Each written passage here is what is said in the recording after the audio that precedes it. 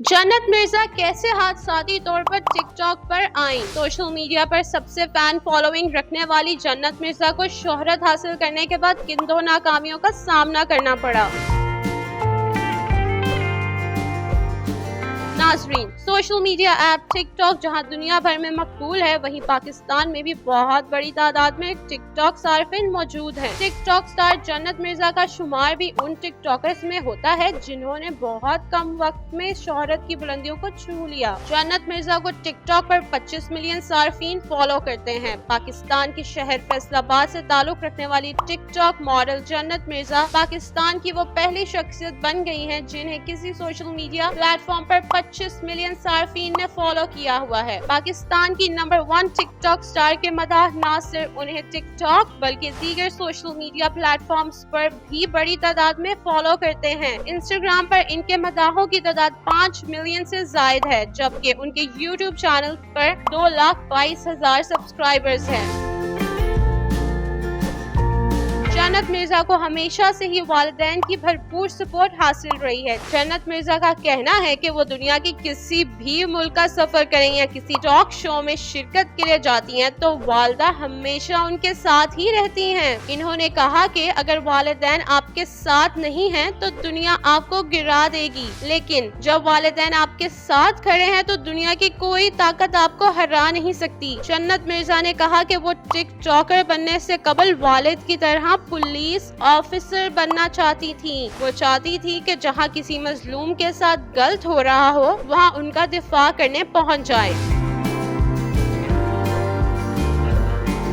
जन्नत मिर्जा ने हाल ही में एक इंटरव्यू में बताया कि वो कभी भी इंडस्ट्री में नहीं आना चाहती थी और ना ही टिकटॉक वीडियोस बनाना चाहती थी। इन्होंने बताया कि इनकी बहन अलिशा अंजुम डब स्मैश इस्तेमाल करती थी और उन्होंने एक दिन जन्नत के साथ एक वीडियो बनाई जो वायरल हो गई, जिसके बाद लोगों ने बहुत कमेंट किए और फरमाइश की मजीद वीडियोस बनाए। इसके बाद जन्नत ने सोचा कि जन्नत को मजीद वीडियोस बनानी चाहिए क्योंकि लोगों की तरफ से बहुत प्यार मिल रहा था।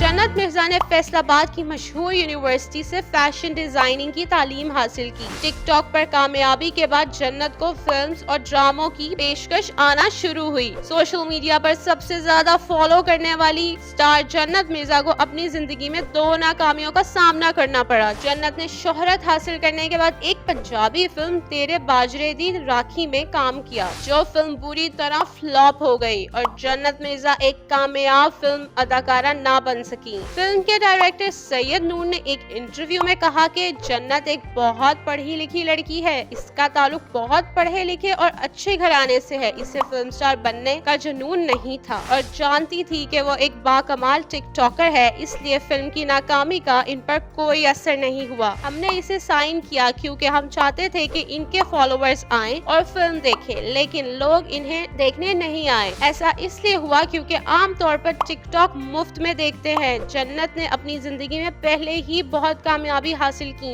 इसलिए इसके पैरोकार इससे मुतमईन हो रहे थे।